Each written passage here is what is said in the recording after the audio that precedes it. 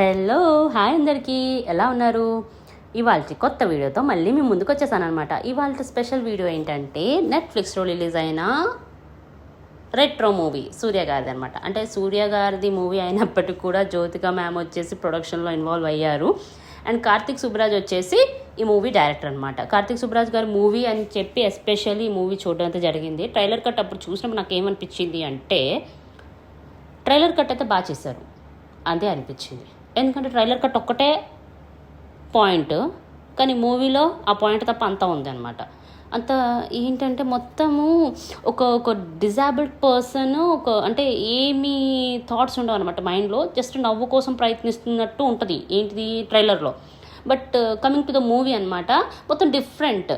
అసలు అది ఉండదు, అది ఒక 10 minutes 20 minutes ఉంటుంది హోల్ మూవీలో. కానీ పక్క నుంచి మాత్రం గ్యాంగ్స్టర్స్, ఫైట్స్, అండమాన్ నికోబారు అవి ఇవి అని చెప్పేసి లొకేషన్స్ చూపించేసి ఒక బీజిఎం యాడ్ చేసేసి సంతోష్ నారాయణ కంపోజర్ అనమాట జస్ట్ బ్యాక్గ్రౌండ్ స్కోర్ యాడ్ చేసేసి అక్కడక్కడ సీన్స్ తీసుకొచ్చేసి ఒక ఫైట్ సీన్స్ 2-3 యాడ్ చేసేసి మళ్ళీ మధ్యలో నాన్నకి కొడుకుకు జరిగే సంఘర్షణలా పెట్టేసి సమ్ కైండ్ ఆఫ్ మూవీ అయితే రోల్ అయితే చేశారు కెమెరాలో. బట్ పాయింట్కి వెళ్తే మాత్రం పాయింట్ అంటే ఏదైతే ప్లాట్ అనుకుంటామో ఆ పాయింట్ ఉండదు. నాకైతే అదే అనిపించింది అనమాట మూవీ చూసినప్పుడు. మీరు కూడా చూసినట్టుగా అనిపిస్తే, అంటే మీరు చూస్తే మీకు బాగా అనిపిస్తే కామెంట్ చేయండి ఏ పాయింట్ బాగుందన్నది. నేను చూసిన పాయింట్స్లో అయితే నాకు ఇది ఒకటే కనిపించింది. సో అసలు హీరోయిన్ క్యారెక్టర్కి వస్తే పూజ గారు కాకుండా ఇంకెవరు చేసినా మంచిగా అనిపించేది మూవీ.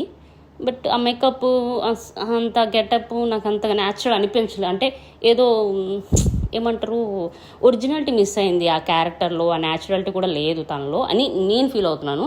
అండ్ సూర్య గారు అఫ్ కోర్స్ అంటే తన లెవెల్ వరకు తను ట్రై చేశారు. అంటే కొత్తగా అయితే ట్రై చేశారు డెఫినెట్గా అది మనం చెప్పుకోవచ్చు. ఎందుకంటే తన ఫిలిమ్స్లో ఏదో కొత్తగా చేద్దాం అని చెప్పి ఇది కొత్తగా ట్రై చేశారు. బట్ మిస్ఫైర్ అయింది అని నేను అనుకుంటున్నాను. మళ్ళీ చెప్తున్నాను, స్పెసిఫిక్గా నేను అనుకుంటున్నాను. ఎందుకంటే సూర్య గారికి ఫ్యాన్స్ ఎక్కువ ఉంటారు. మళ్ళీ నేను ఏదో తేడాగా మాట్లాడితే మీరు ఏదో చెప్తుంటారు. బట్ పాయింట్ ఏంటంటే సూర్య గారికి కొంచెం ఇంకెక్కువ మంచి రోల్, అంటే ఇంకొంచెం పవర్ఫుల్ ఇచ్చుంటే బాగుండేది. ఇది పవర్ఫుల్లే కానీ ఇంకొంచెం పవర్ ఉండాలి అండ్ ఇంకొంచెం పాయింట్ ఎలాబరేట్ చేస్తే బాగుండేది. పాయింట్ కాకుండా మిగతావన్నీ హైలైట్ చేసినట్టు అనిపిస్తుంది నాకు. Fights of course fights super ఉన్నాయి. ఫైట్స్ అయితే నచ్చాయి నాకు నిజంగా.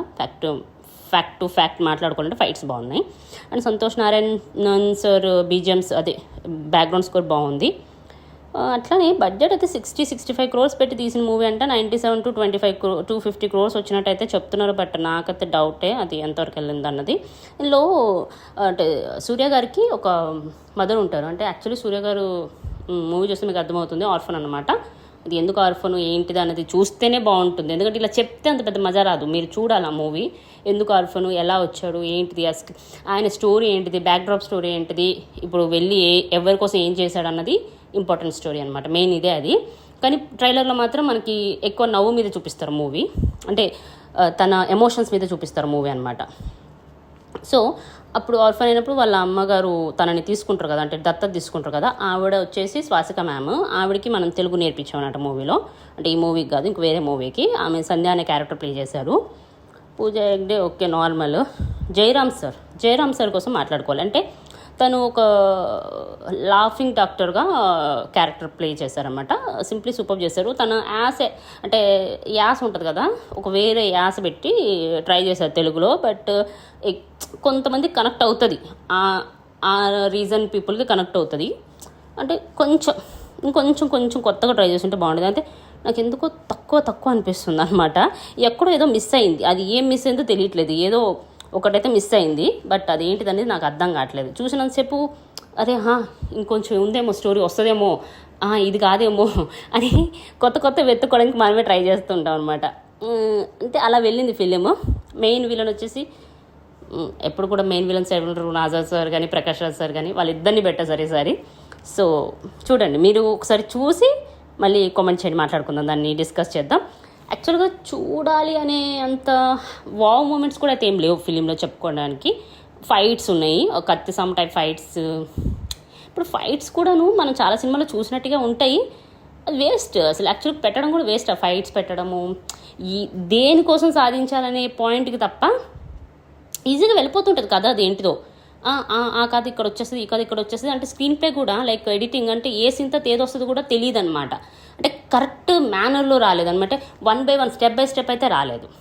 సో ఒకసారి మీరు కూడా చూసి మీకు ఎలా అనిపించిందో కామెంట్ చేయండి. ఈ వీడియో మీకు ఎలా అనిపించిందో అది కూడా కామెంట్ చేయండి. అలానే లైక్, షేర్, సబ్స్క్రైబ్ కూడా చేసుకోండి.